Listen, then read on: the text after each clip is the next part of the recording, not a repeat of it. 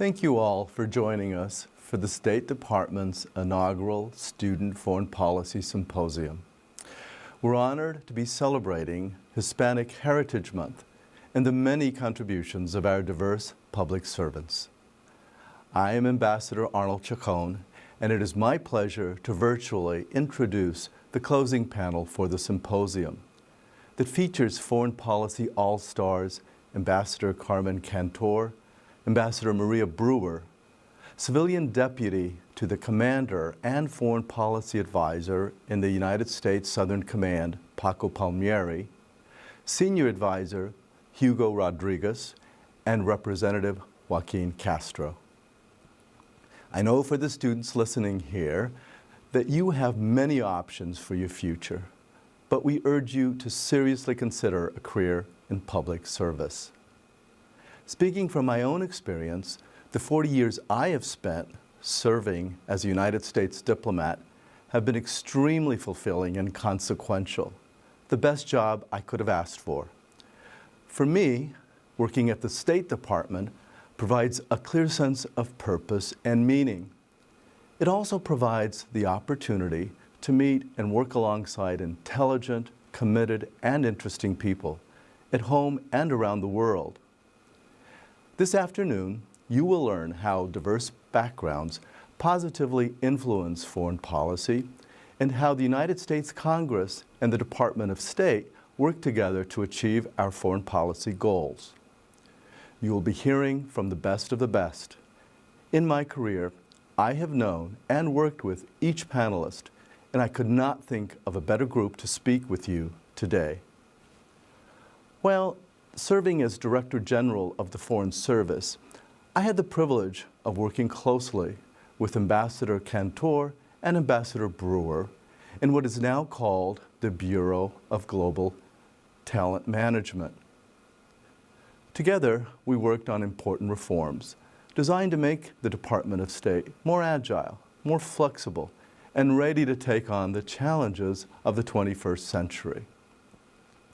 We prioritized the Pickering and Wrangell Fellowships, prestigious premier programs that offer a pathway for talented graduate students from diverse backgrounds.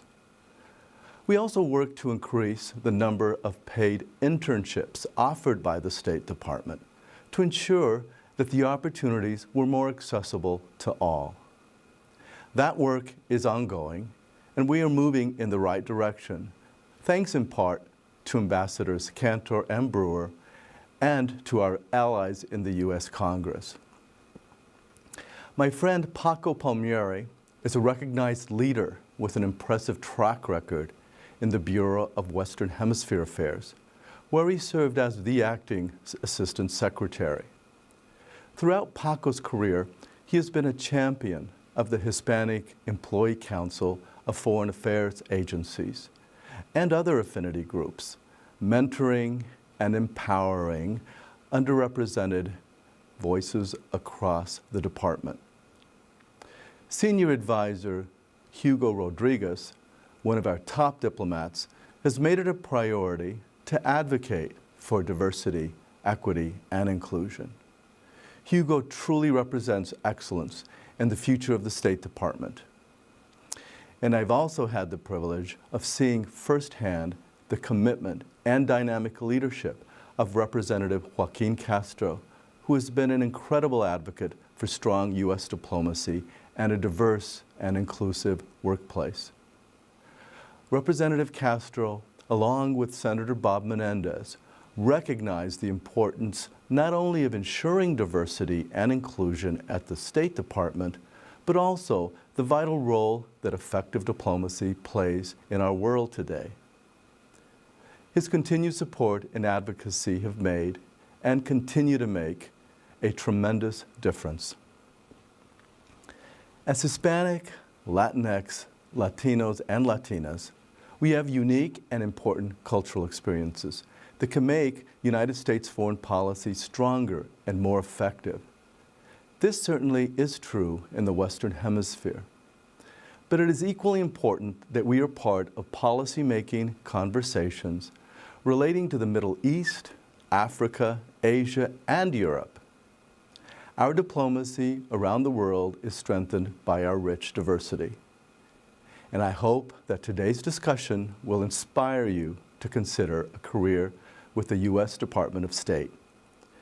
Thank you again for joining us today, and enjoy this prestigious panel. Good afternoon, everybody. Thank you for joining us this afternoon for our Foreign Policy Symposium. We are joined today by 5 distinct professionals in the foreign affairs field. And what we thought we would do is turn to each of those individuals first for an introduction and a question to tee off the conversation. And then after I move through the to the 5 panelists, then we'll go to some questions that I'll open up for the whole group. So again, welcome everybody and welcome to our distinguished panelists. I'd like to start with Representative Joaquin Castro. Congressman Joaquin Castro is a second-generation Mexican-American representing Texas's 20th Congressional District. He serves on the House Permanent Select Committee on Intelligence, as well as the House Foreign Affairs Committee and the House Education and Labor Committee. Welcome, Congressman Castro. And if I could, let me give you a first question. As a member of Congress, what influenced you to focus your attention on foreign affairs and foreign policy? Well, thank you, Hugo, for that question and for all that you're doing, and everybody at HECFA, and most especially to the students that are watching. I apologize ahead of time because I'm at my condo and there's a lot of construction going on, so I'm sorry that it's a little bit loud. But I've been very honored to serve on the House Foreign Affairs Committee since I got to Congress in January of 2013. And also for several years now, have been the only Latino or Latina to serve on the Select Committee on Intelligence in the House of Representatives. And I also served on the Armed Services Committee before the Intel Committee. And my interest really in foreign affairs started when I was in the state legislature in Texas. I grew up in a border state, obviously, in Texas. And so I served on the Border and International Affairs Committee when I was in the state legislature. But as you can imagine, most of that work was Texas's relationship with Mexico. And so when I got to Congress, I actually had a bit of a choice to make. You know, I had spent a lot of time working on higher education issues, specifically getting students to graduate from high school, go to college, and then complete college and graduate, particularly within the Latino community. And so I had to choose whether I was going to continue to focus on a lot of that work and go to the Education and Labor Committee, or whether I was going to take a different route and pursue this other interest. And I took that other route. And it's been 8 years now that I've been honored to be able to work on our nation's foreign affairs and national security and intelligence issues. And I know we're going to get a chance to talk about it, but I hope that more young Latinos and Latinas will choose to get into that field because we need to make sure that our diplomatic corps and the folks that represent us at the State Department really reflect the diversity of America. And right now we have real challenges in terms of making that so. There's some great work going on, but we're still woefully behind where we should be. Thank you, sir. I could not agree with you more. And that is what we hope to do today with this group. And let me thank you. I know the other panelists will agree. We've been really grateful for your support in Congress for foreign affairs and for the State Department. So thank you for that. I am going to turn now to Ambassador Carmen Cantor. Ambassador Cantor is a career member of the Senior Executive Service and is the U.S. Ambassador to the Federated States of Micronesia. Her 31+ years of service include positions as Executive Director of the Bureau of Counterterrorism, Executive Director of the Bureau of Educational and Cultural Affairs, and Director of Civil Rights at the Foreign Agricultural Service.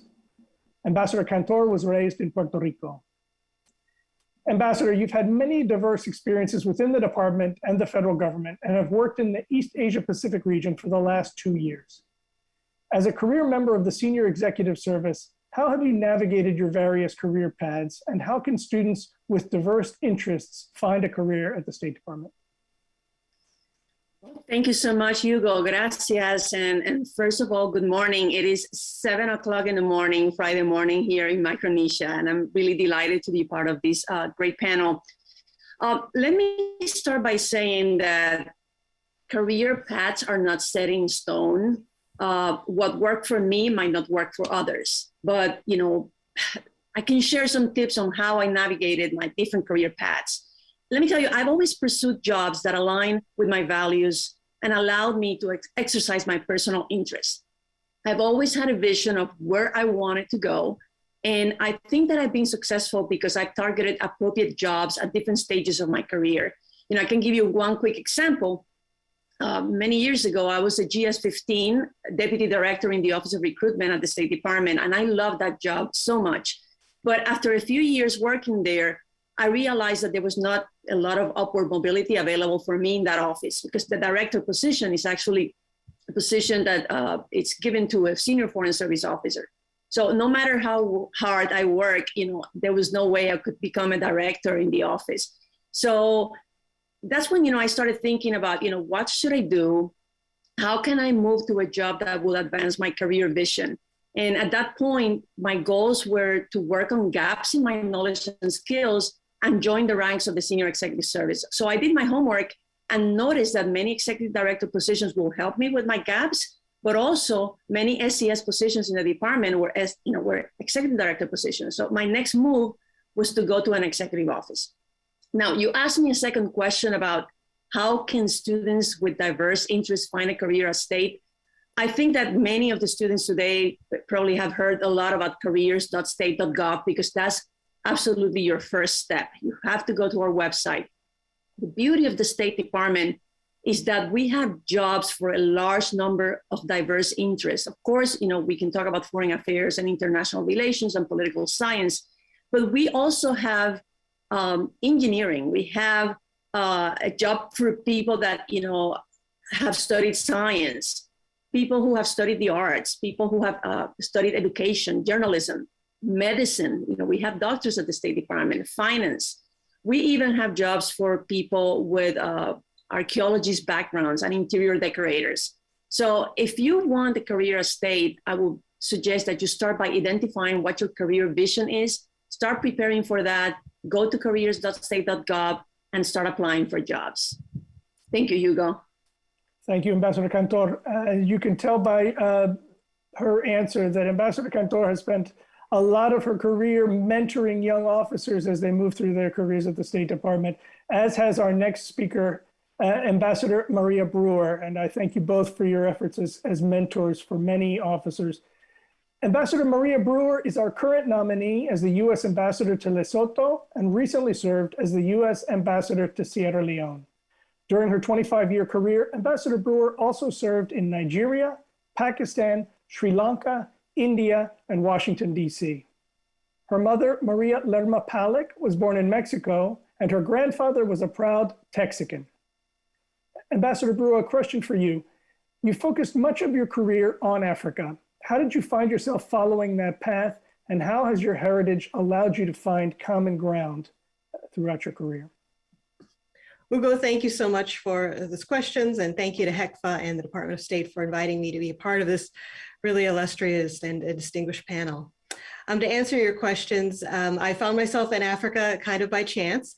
For those of you who are considering a career with the State Department, you'll find that your first two assignments as a member of the Foreign Service are directed.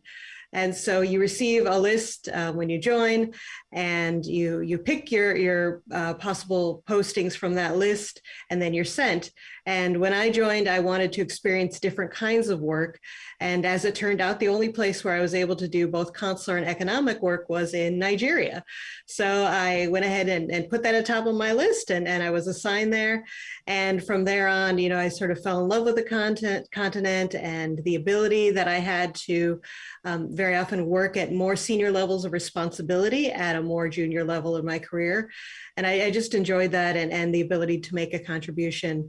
So one thing led to another, and here it is 25 years later, and I've spent now more than half of my career in African affairs, whether here in Washington, D.C. or overseas at postings. So, one of the things I like to say about this career is, bloom where planted, and wherever you wind up serving, do your best, and you may find yourself on a very, as Ambassador Cantor said, you may find yourself on a very unique path, just for you. To answer your second question about how my heritage has helped me find common ground with the places where I've worked.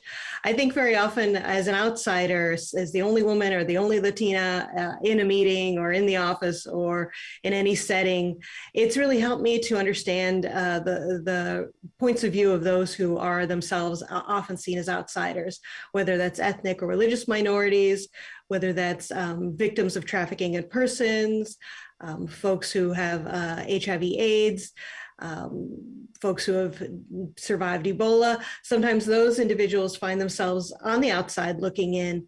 And I think, my experiences, bringing that to dealing with them has been very helpful to give me a unique vantage point and really to add to our foreign policy and to ensure that those people are not forgotten or left behind. So thank you.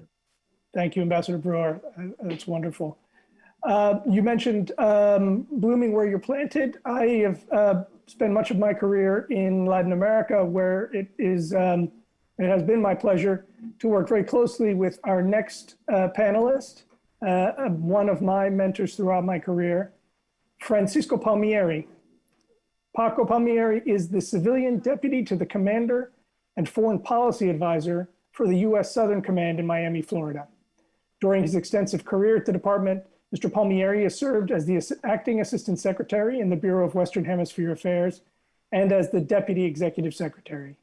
He is a proud Colombian American. Paco, let me ask you a question. How has your heritage enhanced your ability to do your work in the Western Hemisphere and to understand the different cultural contexts in the Latin American region? Thank you, Hugo, for that introduction. And thank you to Representative Castro for the leadership you provide in Congress on foreign policy issues, not just in Latin America, but across the entire globe. And thank you to Carmen and Maria for showing how our proud and strong Latina women serve as ambassadors in diverse places across the entire world. And it's really, for me, a great honor to be on a panel with three such distinguished co-panelists. For me, my experience in the Foreign Service right from the beginning got me to use my Hispanidad, as it were. I served in Santo Domingo and then in El Salvador. And I think one of the things right from the start that my background enabled me, I think, to capitalize on service in Latin America was I understood the importance of family. I understood the connectedness of a Latino family, not just the nuclear family, but the extended family. And it gave me insights into the work I did, into the visas I adjudicated. It let me understand in a way that I found many of my fellow officers sometimes missed. So that was first, family. Second was just being comfortable near people. The physical proximity and public displays of affection that are characteristic of the way I was raised. My grandfather and father kissing me, the comfort level of kissing my grandmother and female relatives in a Latin American context, it was just expected. And I was able to do that in a natural way that I often saw, again, other Foreign Service officers not quite being able to figure out. And then I think the final one was the role of the church. And in this case, I'm talking about the Catholic Church in my case. The understanding that faith and the church played a very important role. It made me pay attention when I was a political officer overseas to what the church was saying in the country, how it was saying it. But the other element of that, going to church, family, being close to people was, I went to every funeral of every significant contact that the embassy had. Often ambassadors would send me because I was comfortable in that setting. And I can tell you, you all know how important being present at these critical, important family milestones like weddings, like first communions, and in the saddest moments, like funerals. But when you're present, it counts, and people remember that you were there. And so, for me, throughout my career, just that natural ability to be Latino in a Latin American country where I've served most of my career has been a tremendous advantage. Thanks, Hugo. Thank you, Paco. That has absolutely been my experience as well, and I don't think I could have put it quite as artfully as you did. So thank you for that. So now I have a question for the entire panel, and let me direct it first to Representative Castro, and then to anybody else who wants to take a crack at it. You've all dedicated your careers to representing the United States in one way or another. In many ways, you're also sharing the story of the Hispanic and Latino community, a community that is extremely diverse and represents many different heritages and experiences. How do you see that our Latino and Latina story fits into the larger American narrative? And how do we elevate Hispanic voices in the U.S. foreign policy establishment? Oh, that's a great question. And the Latino narrative is fundamental to the prosperity and the success of the development of the United States over the generations. And so it's a fundamental piece of that. Unfortunately, it's often been missing from the telling of American history and also our state history. For example, many of our historical figures have been written out of American history textbooks and state history textbooks. We've often been erased in different ways from American media. We just had at the White House earlier today their first summit on Latino representation in American media. And so I want to thank Maria and Carmen and Francisco for being part of writing the Latino and the Latina story within foreign affairs and foreign policy at the State Department, and for all of their success in their work over the years. But we've still got a long way to go to make sure that Americans truly know who Latinos are and truly appreciate the Latino story. And so that's part of what I've been working on in Congress. Fantastic, thank you. Ambassador Cantor. Yes, Hugo. I think that it was about 17 years ago, there was a professor at Texas A&M, the name is Rogelio Sanchez, he wrote a piece on Latinos and the changing face of America. And he said that not only the most dramatic impact of the Latino population on the demography of our nation has taken place over the last 4 decades, but Latinos have also had a very huge impact on other aspects of US society. We are part of the culture of America.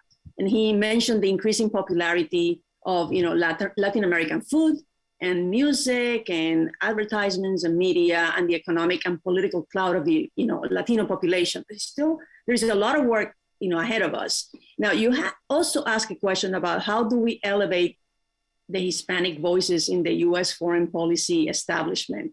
And I think that we can do that by building bridges of access to people like all the people who are listening today, and they're also watching this program. We all come from diverse social, economic, and geographical backgrounds. You already heard where we all come from. But we also have a lot to contribute to the US foreign policy establishment. Some of us have been given the incredible opportunity and honor to represent the diversity of our country, but we also have the responsibility to mentor, sponsor, and champion others who can create, implement, and influence our foreign policy. We have the duty to offer a pathway for the development of the next generation of Latino leaders in foreign policy. And I think that we can do this by listening, also by making connections, and of course, by supporting others. Back to you, Hugo. That's a great answer, and it leads me to my next question. As of June 2021, Hispanics represented less than 6% of the senior foreign service and less than 3% of our senior executive service. you can count on one hand the number of current Latino, Latina ambassadors. And in Congress, there are currently 51 members out of 535 that identify as Hispanic, Latino, or Latinx. How do you cope with the feeling of being one of just a few in your field? And what advice can you give us to be able to combat the feeling of not belonging? How do we encourage Latinx students to consider entering fields in foreign affairs, knowing that these challenges exist? Ambassador Brewer, do you want to take a shot at that one? Sure. Thank you for asking me. I think it's certainly not unique to me, and I'm sure most of the people on this panel have had the experience of being the only one in the room, whether it's the only woman or the only Hispanic or the only, of whatever in the room. And so that can be a very lonely feeling. And I think it's important to acknowledge that and not just sort of brush it away. I will say that I have also had the experience, and I'm certain that many of you have as well, of having people walk past you to shake the hand of your colleague and not realize that you are the ambassador, you are, the representative. And so that's also can be, a difficult feeling. But in those times, it can be frustrating. But I also take the opportunity to personally embody the idea that an American doesn't look like one thing. An American can have many faces from all parts of the world and still validly be as American as, their picture of the movie star that they see, at the local theater. So, taking the time to just educate people by the very presence. And I will also say for people who are perhaps worried about, being the only one, is that sometimes, excellence is the best sort of defense for that. And being prepared and being on top of your game and knowing your subject matter, that can be the best way that you can, again, show not just people from other countries, but also your colleagues that, you have earned this role and you have the right. You took the test, you entered, through the process just like everyone else, and you deserve to be here, and sort of reminding yourself that and subtly reminding your colleagues that just by being on top of your game and ready to respond whenever needed. So thank you. Excellent, thank you. Paco. Yeah, I think it's without a question, it's a challenge, but it's a lot different today than I think many years ago, when all of us on the panel got started in our various career paths, where quite often we were trailblazers and we were the only ones in place. We don't have enough senior level representation. That's clear, but I think that's an opportunity for young Latinos and Latinas to join an institution that is embracing diversity and inclusion and acknowledges that it has a shortcoming that it must address. I think there are going to be real opportunities across the entire State Department, civil service, foreign service, for incoming Hispanic officers to demonstrate their excellence and to have the opportunity to achieve and to advance in this work. So I say I'm optimistic that despite the current shortcomings, it's actually a sign that as more and more diversity and inclusion is embraced, that if you come in now, you're going to be riding a wave, and you're going to be able to lead that wave. Thank you. Representative Castro, I'll give you that question as well, and let me add to it. What inspired you to enter public service? I guess I'll start with the last part first. I grew up in a family that was very much involved in grassroots politics. My mom in particular, Rosie, my grandmother was the first in our family to come to the United States from Mexico almost 100 years ago. She came in 1922, as an orphan when she was 6 or 7 years old. But my grandmother was apolitical. She was a permanent resident until the early 60s when she became a citizen during President Kennedy's term. And so was my mom in the 1960s and 70s that really got involved in politics and was part of the Mexican-American civil rights movement along with my dad in the southwestern United States. So I grew up in a household that was very active politically. My parents were never elected officials, but they believed in the power of government when it works right to help change people's lives for the better. And I still fundamentally believe that today. And so that's really where my interest came from, that upbringing. And in terms of increasing and improving Latino representation, Latina representation at the State Department and in the Foreign Service, we've tried to be very systematic in Congress. When I became a subcommittee chair last term, the first meeting that I convened was a meeting with the different affinity groups, including HECFA at the State Department, to try to get a better understanding of how can we do a better job of recruitment, retention, promotion, and just workplace comfort so that people feel like it's a place they want to continue to work. And some of that feedback, a lot of that feedback is reflected in the legislation that I filed on diversity at the State Department. Another issue that we've taken on is intern pay at the State Department, for example. A few years ago, Congress, in the House of Representatives at least, started setting aside money so that we could finally pay our interns.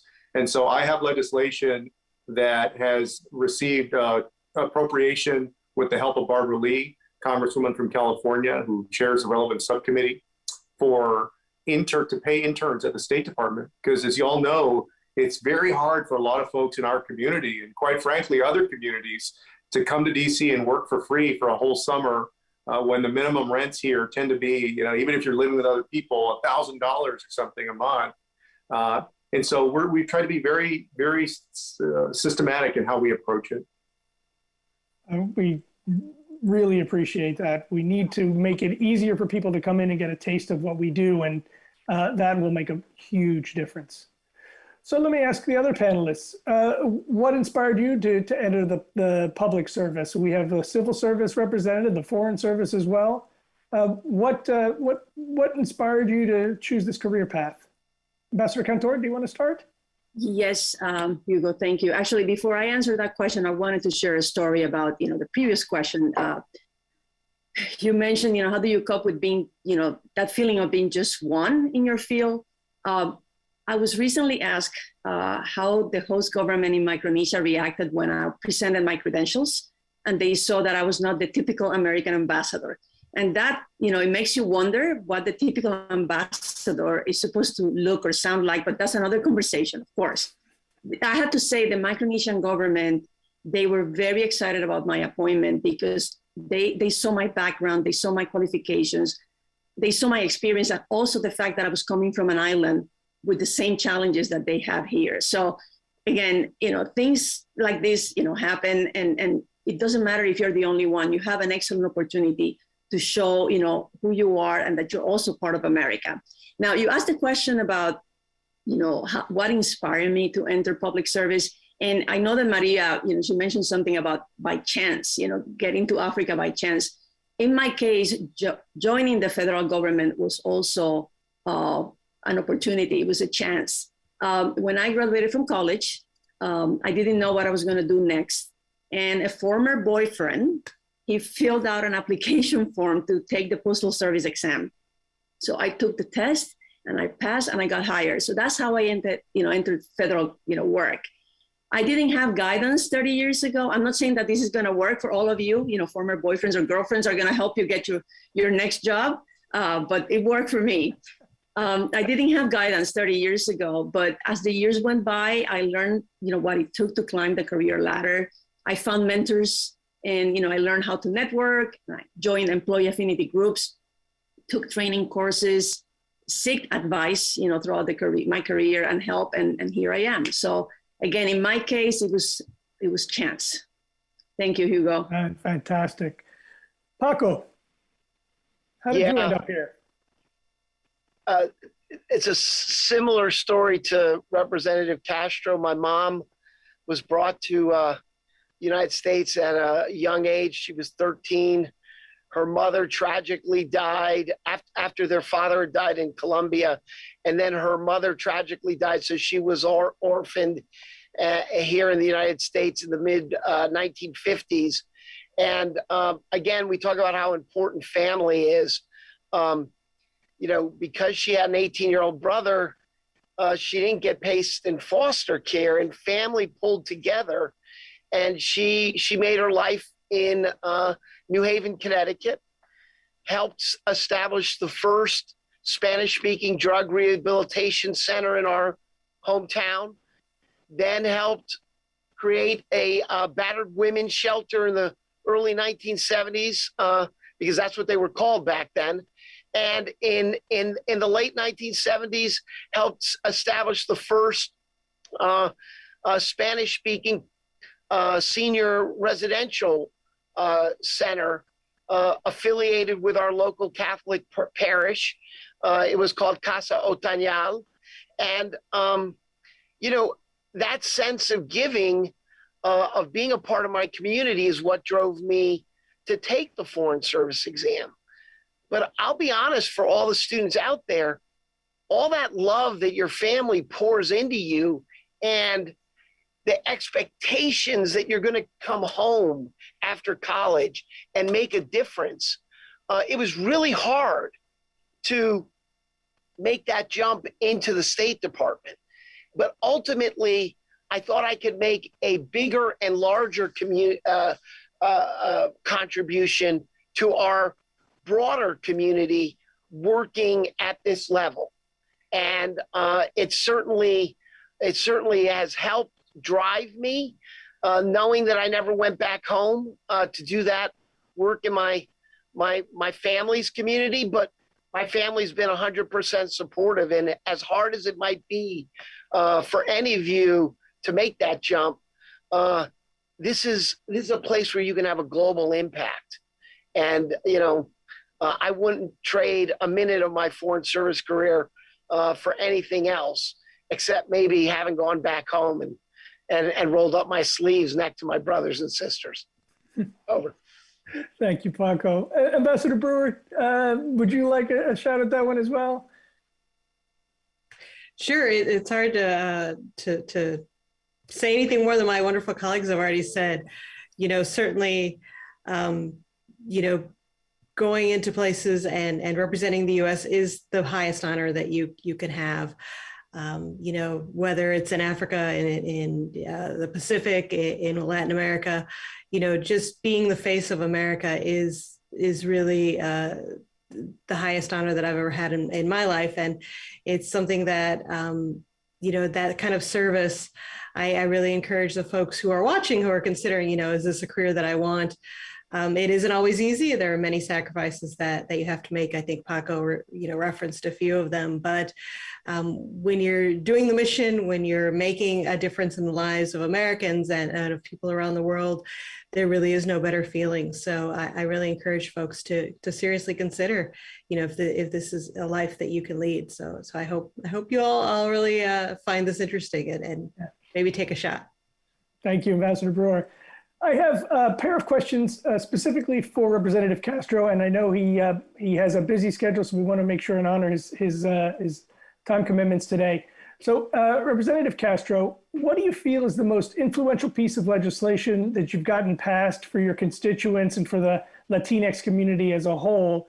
And then, how can students actively participate and create meaningful change within Congress? Well, in terms of meaningful change, I think people should speak up on issues that they care about, whether it's foreign affairs or education or healthcare, whatever it is that drives you to be engaged. That's where you should start. That should be your North Star. And people often ask that question about getting into politics, for example, about if I'm interested in a career in elective office or pursuing an elective office. Where should I get started? I think it's the same with engaging Congress. You should get started where your interest is, what you're most interested about. In terms of legislation over the years, it's interesting. I'm in my 19th year in public service. I got elected when I started running when I was 26. I got elected at 28 to the Texas legislature. And so I've been able to be part of some wonderful legislation. In Texas, for example, we expanded benefits, educational benefits to military veterans. It was a huge expansion in Texas, and I was the sponsor on the House side of that.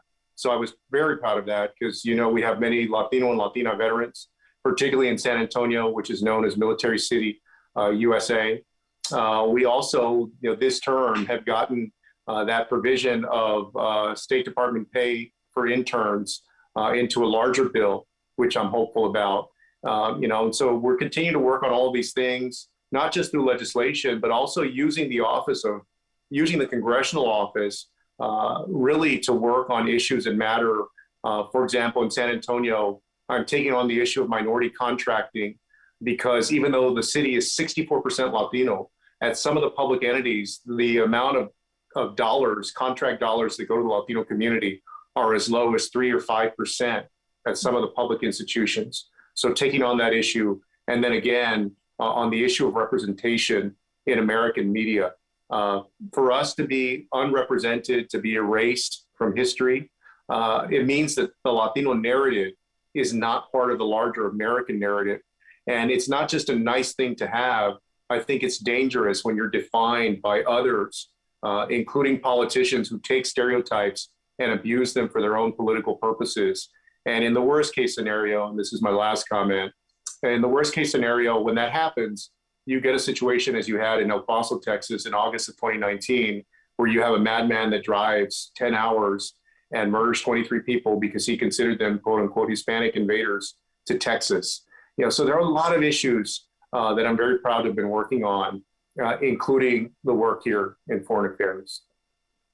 Well, thank you very much. And thank you for all of your efforts on behalf of those of us who work in the foreign affairs community and on behalf of the U.S. foreign policy. We really appreciate your leadership in that. Thank you. Thank you. Excellent. Safe travels. Let me turn to my other panelists and ask another question that I hope will allow us to get a little bit deeper into your career. So let me start with Ambassador Brewer. What's your favorite part of the job? Sure. My favorite part of the job is, I think, referring to something that Paco mentioned, really getting to know the culture and the people, particularly the locally employed staff that I get to work with at all of the embassies overseas. It's more than you would get as a tourist. It's more than you would get as a business person flying in for some meetings in a boardroom and then flying back out. You know, living somewhere for 1, 2, 3 years, you really get a view of the culture that you wouldn't normally get. Learning the language, going to weddings, christenings, even funerals. It just gives you a wider view of the country. For me, that's the thing that I really have prized probably more than anything. And then one thing that happened that my husband and I still laugh about to this day is we were in Sierra Leone in 1999, and it was Thanksgiving. There was still a war on, and we were unable to get a turkey. And so one of our friends from a neighboring post who was working with the Centers for Disease Control, he bought a turkey at the embassy commissary, and he put it in a biohazard marked cooler. He was working on the anti-polio campaign. So he put it in a vaccine cooler, and he flew it across the border to us. He said no one asked to look inside the container marked biohazard. And so that's how we got our Thanksgiving turkey that year. So that is great. We're almost to Thanksgiving now. That's awesome. Ambassador Cantor, what has been your favorite part of the job, and please feel free to share any of your favorite stories from your career.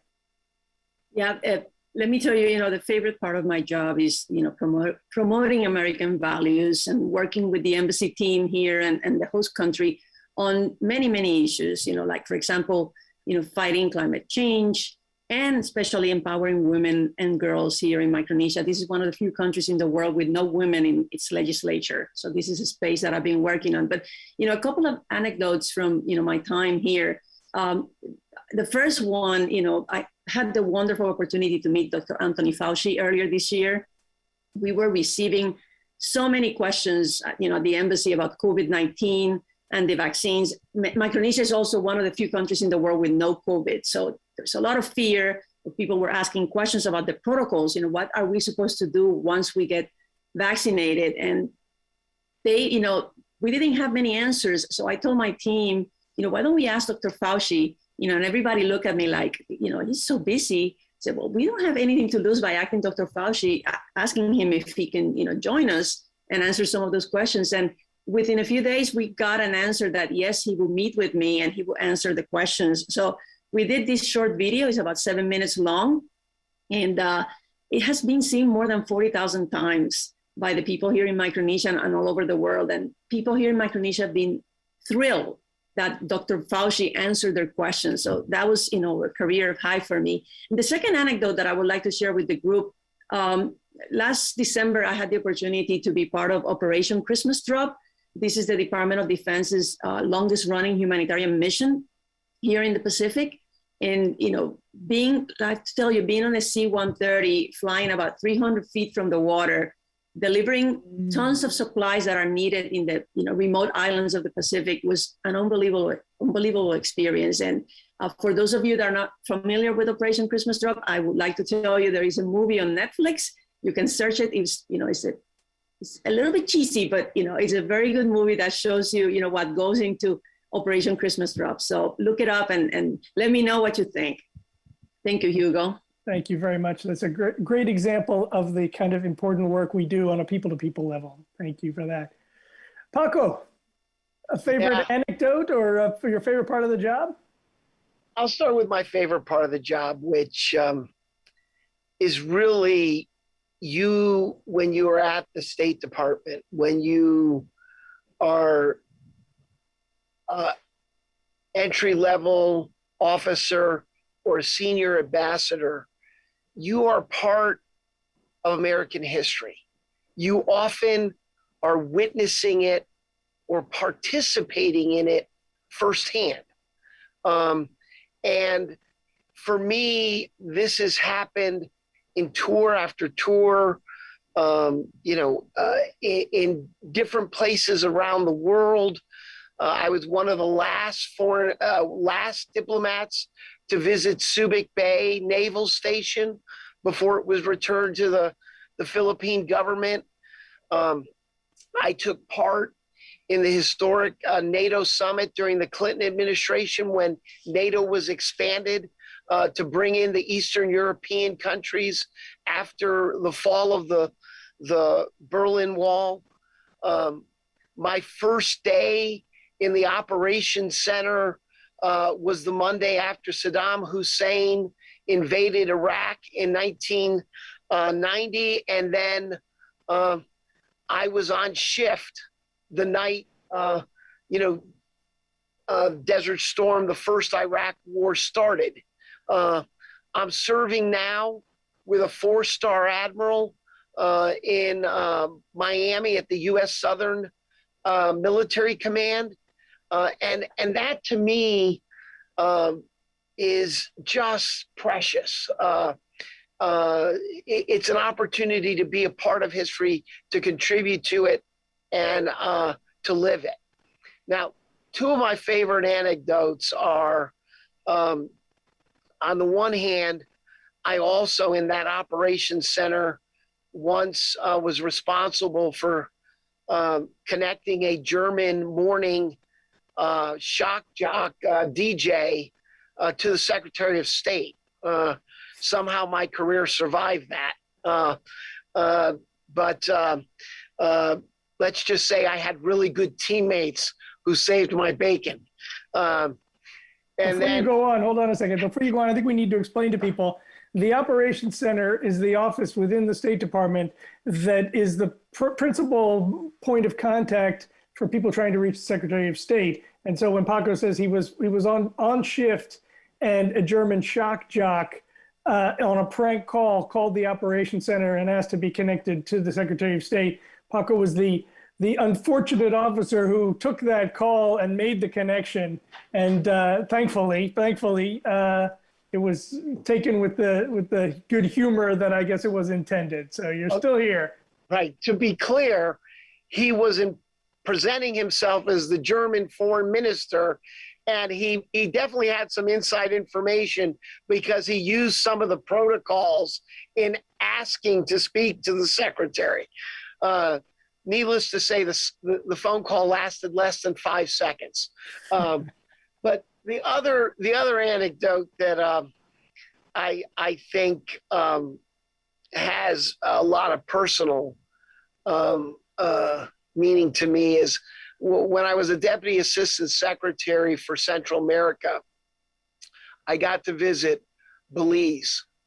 And in Belize, there was an LGBTQI activist who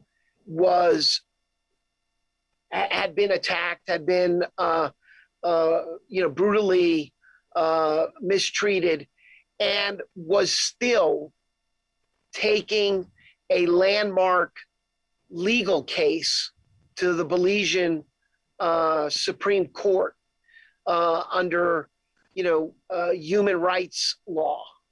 And I got a chance to set up a public meeting with him, and the exchange, first of all, educated me as a diplomat to a number of issues I didn't understand. I knew the public part of what he was representing and what he was trying to do, but I didn't understand really how difficult life was in a former British colony for someone of the LGBTQI community. And at the end of that meeting, when he came across the table to hug me, I really felt just the human connection, but that I had made, even as a senior officer at the State Department, a difference in one person's life that day. And that is something that keeps, I think, all of us going every day in this business. Absolutely. Absolutely. So I want to give each of you a chance to make your recruiting pitch to our audience. Why should you come and work in foreign affairs? Before I do that, I want to say from my heart to all three of you, you make a difference every day. You make a difference to those of us who are in HECFA, the Hispanic, Latino, Latina, Latinx employees of the State Department and USAID, Foreign Agricultural Service. You have given of yourselves. You've allowed us to stand on your shoulders and see farther from your experiences. And so it really is a debt of gratitude that we owe you. And thank you for all you've done for Hispanics in foreign affairs. So let me turn it over to you. I'll start with Ambassador Cantor, if that's okay. What's your pitch? Let's encourage these folks to join us. Yes, no, thank you so much. And thanks to HECFA and GPA, the Bureau of Global Public Affairs, for putting this event together. Listen, all the students, you can make a huge difference if you are seated at the table, or as some people might say, you're invited to the party and you dance. And what I'm trying to say is, if you have a job in government, if you come to work for us at the State Department, you have this wonderful opportunity to create, develop and implement policies. So you have, this opportunity to make a difference. Take advantage of it. Like I mentioned earlier today, you don't have to be in foreign affairs. You can be making a difference in other areas, within the department. But, we have all these jobs ready, waiting for you. Look at careers.state.gov and, start applying and persevere. You can make a difference. Thank you so much for having us today. Thank you very much. Ambassador Brewer. Yes, thank you again for inviting me to speak on this panel. I really have enjoyed it. And so, and especially thank you, Hugo. You mentioned standing on our shoulders and seeing further. I'm only 5 foot tall, so it might not get you as far as you think, but really. You're a giant in the business. Certainly, American diplomats come in all shapes and sizes. So definitely I'm one of those smaller sizes, but certainly, for students and for those considering this career, I can say, if you want to do something that isn't just a job, it's not 9 to 5, you wind up working long hours, you wind up all over the world, maybe in places that you never thought that you would be, but you want to be a part of history, you want to make a difference, you want to do something that is a mission that that is a reason to get up in the morning, that is a reason to go into the office, not to do the same thing day after day, but really to make a difference and really to be a part of history and to contribute, whether it's on that one-on-one personal conversation that Paco referenced, or on these large issues that have, international, results that last for decades and decades. You can do that. And you don't have to be from, male, pale, and Yale, as the saying goes. You don't have to be from a family with a lot of money. You don't have to go to certain universities. Take the test, file for that entry program, and put in your application and see where it can take you, because it can take you to some truly wonderful places. Thank you. Absolutely. Thank you so much. Paco, last word to you, my friend. Yeah, and I'm going to ask the students out there who you're on this call, you've participated today because you have an inherent interest in foreign policy, to bear with me as I read a little bit of a long quote that I think will explain why we all love this business and why it's a career that you should be interested in. Two of the most distinctive characteristics of career diplomats are the ability to understand a country or a region well enough to detect diplomatic opportunities for reaching peace, for expanding freedom, for creating markets, for strengthening ties with the United States of America, and the ability to turn these opportunities into successful policies. The fact that diplomats live, work, and break bread with their counterparts, members of civil society, neighbors, and friends in a country, and that they can understand what's on television, radio, and social media, means that diplomats can sense even the most subtle shifts that mean opportunity. They can then choose the right tools to maximize the chances of policies succeeding. Others with a shallower grasp of a country or its social or political dynamics, or those who don't have the strategic patience necessary to take advantage of slowly unfolding events, won't always get to that goal. Or they reach that goal with broken relationships and the consequences of having to make good on threats. That's what a career in the Department of State enables you to do. You will become an expert in the country you're assigned. You will see things and report things that people in Washington desperately need to know. And you can make the difference between war and peace. So it's a great career. And that's my pitch to you. Come be a diplomat. Join the five of us here on this screen, or the four of us, excuse me, and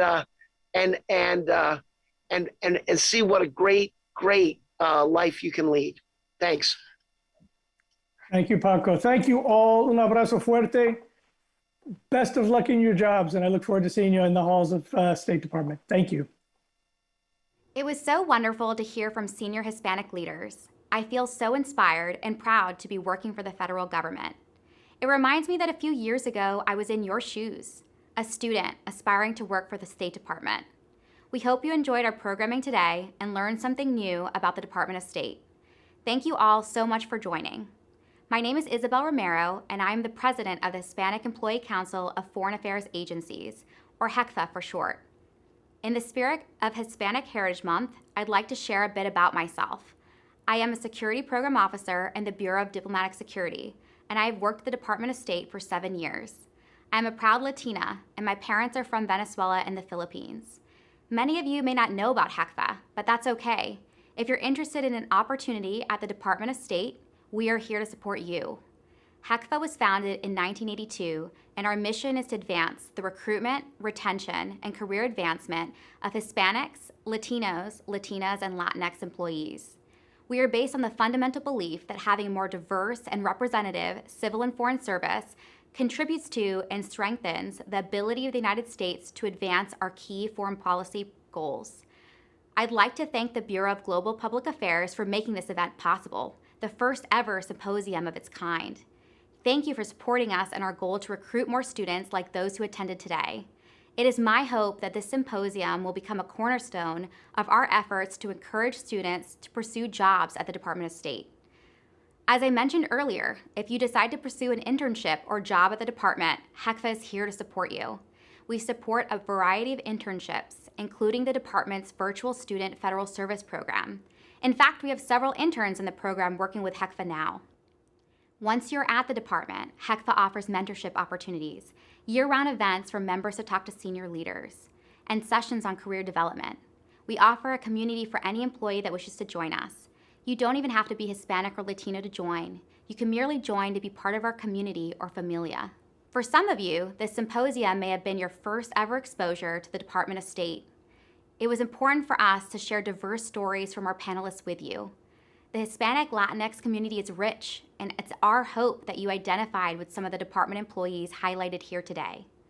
As Secretary Blinken mentioned this morning, our diplomats come from every background, and as you saw today, there are diplomats that identify themselves as Hispanic, Latino, Latina, and Latinx.